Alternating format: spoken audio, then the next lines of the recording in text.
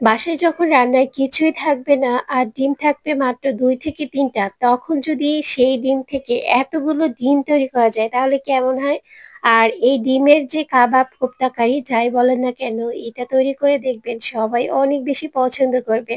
আর শুনতে একটু অবাক হচ্ছে তাই না, ডিমের আবার কোপ্তা কারি, সেটা আবার কেমন আজকে রেসিপিতে শেয়ার করছি। সেজন্য এখানে আমি 3টা ডিম সেদ্ধ করে নিয়েছি, আর এখানে বড় সাইজের না, মাঝারি সাইজের 2টা আলু নিয়েছি। যদি আলুটা বড় সাইজের হয় তাহলে কিন্তু এখানে একটা আলু নিবেন, বেশি আলু নিবেন না, তাহলে কিন্তু খেতে খুব একটা ভালো লাগবে না।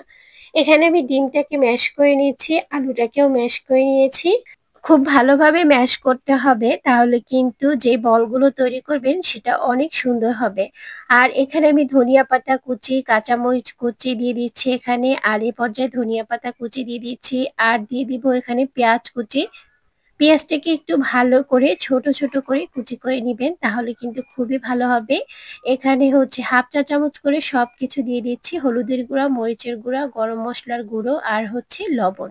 1/3 কাপ হচ্ছে ময়দা দিয়ে দিচ্ছি এখানে। ময়দাটা হচ্ছে বাইন্ডিং এর জন্য, না হলে যদি শুধু আলু আর ডিম দিতে চান তাহলে কিন্তু বলগুলো ফেটে যাবে, খুব একটা ভালো হবে না। সেজন্য কিন্তু ময়দাটা অনেক বেশি প্রয়োজন। এখন আমি একটু হাতে তেল মেখে তারপর লাড্ডুগুলো বা বলগুলো তৈরি করে নিচ্ছি। আর এক একটা বল দেখতে কতটা সুন্দর হয়েছে দেখে অবশ্যই বুঝতে পারছেন। এটা খেতেও না অসম্ভব মজা। যারা বাসায় কখনো তৈরি করেনি অবশ্যই এই রেসিপিটা ট্রাই করবেন। ফিডব্যাকটা কেমন হয় সেটা কিন্তু আমার সাথে শেয়ার করতে অবশ্যই ভুলবেন না। আপনাদের সুবিধার্থে আমি আরো একটা তৈরি করে দেখাচ্ছি, আর দেখতেই পাচ্ছেন কতটা সুন্দর হয়েছে। একই প্রসেসে আমি সবগুলো তৈরি করে নিচ্ছি, আর বেশ কয়েকটা বল হয়েছে আমার। একটু কাছ থেকে দেখাচ্ছি বলটা আসলে লুকটা কেমন এসেছে।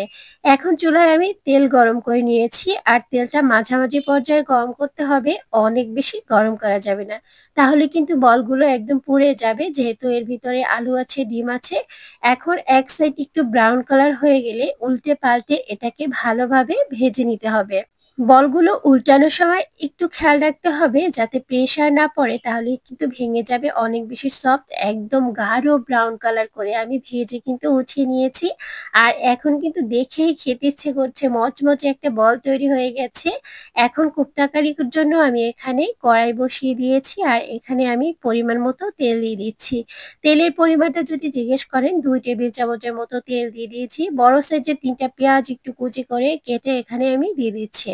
পেঁয়াজ যারা খেতে একদমই পছন্দ করে না সেক্ষেত্রে পেঁয়াজের পরিমাণটা একটু কমিয়ে নিতে পারেন। এখন এই পেঁয়াজটাকে আমি বেরেস্তার মতো করে নিব, আর কি বেরেস্তাই করে নিব। এখন ভেজে বেরেস্তা হয়ে গেছে, কিছুটা বেরেস্তা আমি একটু তুলে রেখে দিব, বাকিটার ভিতরে আমি রান্নাটা করে নেব। এভাবে কোপ্তা কারিটা রান্না করলে না অনেক বেশি মজা হয়, এই জন্য বলছি আপনারা বাসায় একবার হলেও এটা ট্রাই করবেন। এখন আমি পেঁয়াজ বাটা দিয়ে দিচ্ছি 3 চা চামচ, আর এখন ভালো করে একটু নেড়েচেড়ে ভেজে নিচ্ছি।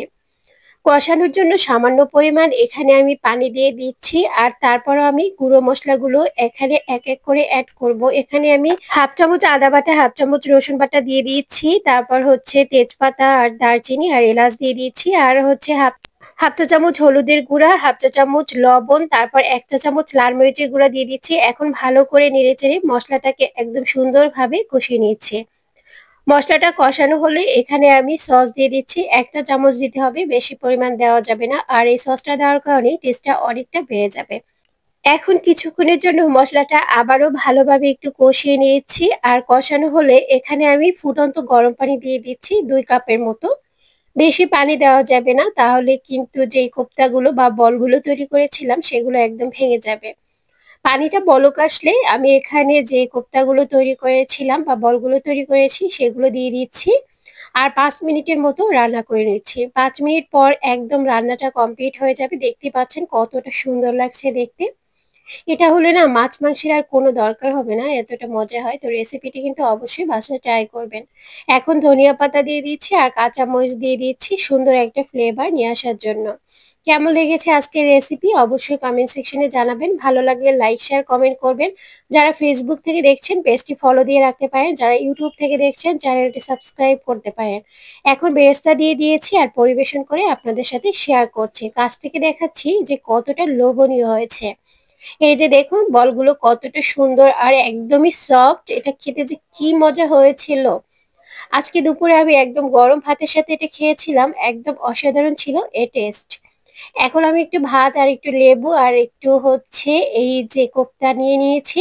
আর কোপ্তাটা কতটা সফট আর ভাতের সাথে মাখিয়ে খেতে এর একদমই জুড়ে নেই। অবশ্যই আপনারা রেসিপিটি ট্রাই করবেন, আর এটা কেমন হয়েছিল আপনাদের সেটা কমেন্ট সেকশনে জানাতে একদমই ভুলবেন না। তো আজকে এই পর্যন্তই, সবাই ভালো থাকবেন, সুস্থ থাকবেন, এখানেই বিদায় নিচ্ছি। আল্লাহ হাফেজ।